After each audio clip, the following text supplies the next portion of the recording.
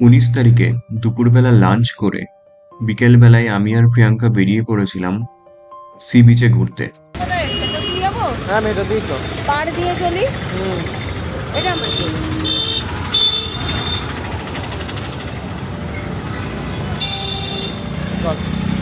দাঁড়িয়ে থাকলে দাঁড়িয়ে থাকবো। হ্যাঁ এখানে জানিয়ে রাখি, সেদিন ভিক্টোরিয়া ক্লাব হোটেলের লাঞ্চের অভিজ্ঞতা খুব একটা ভালো ছিল না। খাবারের গুণগত মান এবং কোয়ান্টিটির পরিমাণ দেখলাম অনেকটাই কমেছে, তার সাথে সাথে বেড়েছে এর দাম। তাই সেদিন আমরা ঠিক করেছিলাম এরপর অন্য কোথাও খাবার ট্রাই করে দেখব। যাই হোক, পুরী সি বিচে ঘোরা মানে শুধু সমুদ্র দেখা না। এখানে বিভিন্ন মানুষের বিভিন্ন অ্যাক্টিভিটি দেখতে দেখতে সমুদ্রের পাশ দিয়ে হাঁটার আনন্দই আলাদা।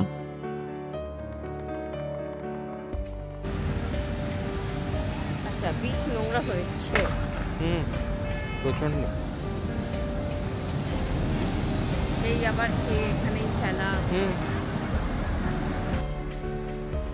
এবার এসে আরও একটা জিনিস লক্ষ্য করলাম যে এই সি বিচ প্রচণ্ড নোংরা হয়েছে। এখানে দায়ী পর্যটকেরা এবং সাথে সাথে স্থানীয় অ্যাডমিনিস্ট্রেশনও। সাধারণ মানুষ তো বিচ নোংরা করছেই, কিন্তু সাথে সাথে স্থানীয় অ্যাডমিনিস্ট্রেশনের এই বিচ পরিষ্কার করার বা যারা নোংরা করছে তাদের জন্য কঠিন পদক্ষেপ নেওয়ার কোনো লক্ষণই চোখে পড়ল না। এবার পুরী শহর সম্পর্কে কিছু ইনফরমেশন দিয়ে রাখি। পুরী শহরের প্রাচীন অধিবাসী ছিল সাবারা উপজাতি, যারা আর্যদের আগমনের পূর্বে ভারতের পুরী অঞ্চল দখল করেছিল। এই শহরের একসময় নাম ছিল চরিত্র, পরে ভৌগোলিক ও ধর্মীয় কারণে নানান নাম নেওয়া হয়, যেমন শ্রীক্ষেত্র, তারপরে নীলাচল এবং অবশেষে পুরী।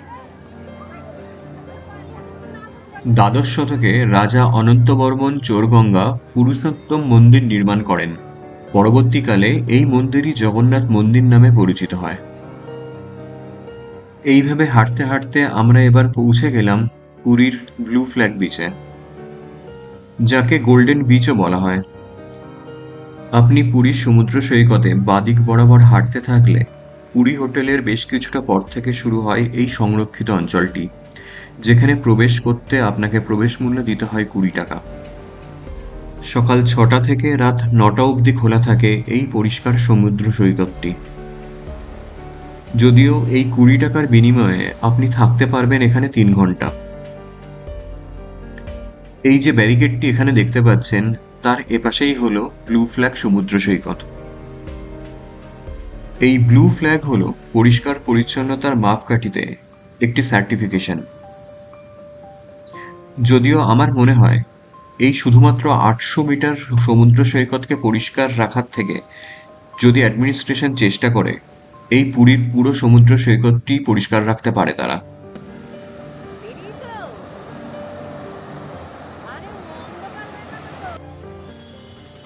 সন্ধেবেলা ব্লু ফ্ল্যাগ বিচ থেকে ফিরে আমরা বেরিয়ে পড়েছিলাম স্বর্গদ্বার অবধি পুরীর মার্কেট দেখতে। হাঁটতে হাঁটতে আমরা প্রত্যক্ষ করছিলাম সন্ধ্যাবেলার আলো ঝলমলে পুরী।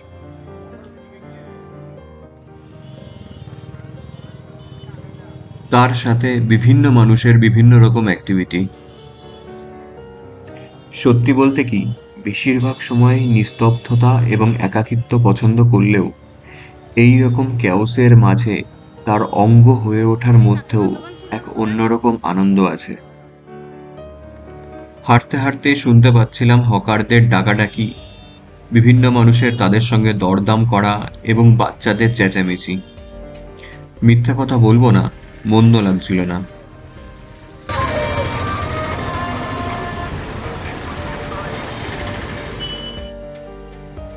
রাত্রিবেলা আমরা ডিনার করেছিলাম এই সং অফ বেঙ্গল রেস্টুরেন্টটিতে, যা পুলিনপুরি হোটেলটির নিচে অবস্থিত।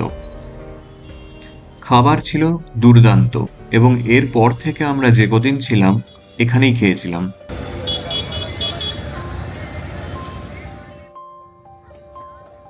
সেদিন সন্ধ্যাবেলা আরও বেশ কিছুক্ষণ সময় আমরা কাটিয়েছিলাম এই বাজারের মধ্যে।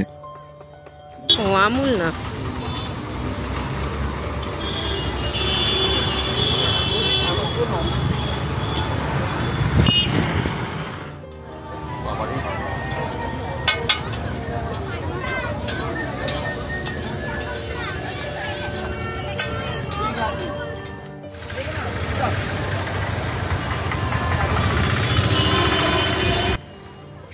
এরপর ছিল ডিনারের পালা।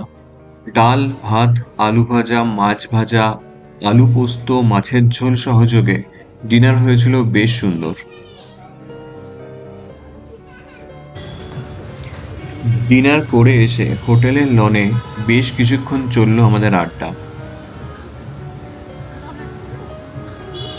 বাবা আর দরকার নেই, প্রতিদিন উপরে উঠে উঠে আমি আর পারছি না। হ্যাঁ মা দাও, বাবারা যাক। পরের দিন বেশ সকাল সকাল আমি আর প্রিয়াঙ্কা বেরিয়ে পড়েছিলাম ভোরে সি বিচ দেখতে। এত সকালে মানুষজন বেশ কম সি বিচে, সঙ্গে মনোমুগ্ধকর পরিবেশ। যদিও সমুদ্রের জলের ওপর থেকে সূর্যোদয়টা আমরা দেখতে পারিনি মেঘ থাকার জন্য, তবুও এই পরিবেশে সমুদ্রের পাশ থেকে হাঁটতে বেশ সুন্দর লাগছিল।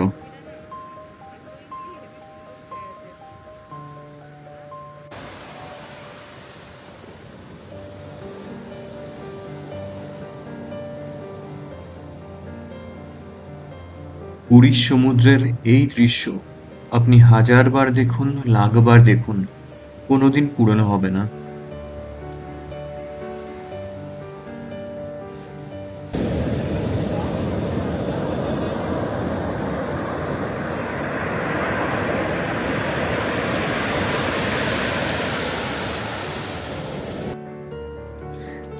দেখলাম এক ভদ্রলোক সমুদ্রের পাশ থেকে কুড়িয়ে পাওয়া ঝিনুক আর শঙ্খ বিক্রি করছেন।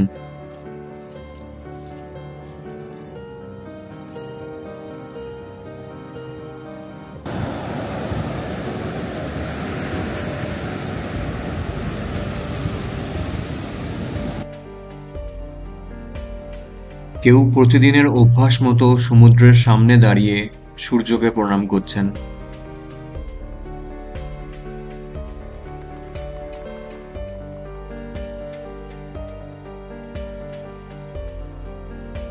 আর কিছু বাচ্চা সকাল সকালই নেমে পড়েছে সমুদ্র স্নান করতে। এদের দেখে ছোটবেলার কথা মনে পড়ে গেল, যখন পুরীতে যাওয়া মানে ছিল যত সকাল সকাল হোক গিয়ে সমুদ্রে নেমে পড়া। এইভাবে হাঁটতে হাঁটতে আমরা পৌঁছে গিয়েছিলাম স্বর্গদ্বার মোড়ের কাছে, যেখানে মহাপ্রভু শ্রী শ্রী চৈতন্যদেবের মূর্তিটি রয়েছে। কথিত আছে এই স্থান থেকেই মহাপ্রভু সমুদ্রের মধ্যে আত্মপ্রয়াণ ঘটান, যদিও তা নিয়ে অনেক দ্বিমত এবং কন্ট্রোভার্সি রয়েছে। এরপর হোটেলে ফেরা এবং দুপুর অবধি শুধু রেস্ট নেওয়া।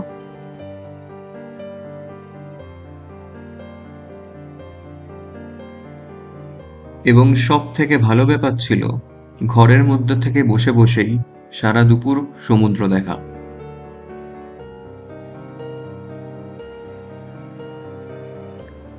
এবং দুপুরে গিয়ে আমরা লাঞ্চ করেছিলাম সেই সং অফ বেঙ্গল হোটেলটিতে।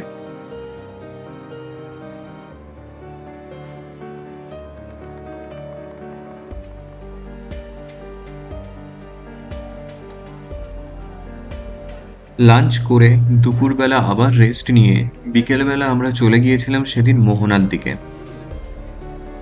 মোহনায় ঘোরার গল্প এবং দীপাবলির দিন সন্ধ্যাবেলা জগন্নাথ মন্দির চত্বর ঘোরার গল্প থাকবে পরের এপিসোডে। ভিডিওটি দেখার জন্য অনেক ধন্যবাদ।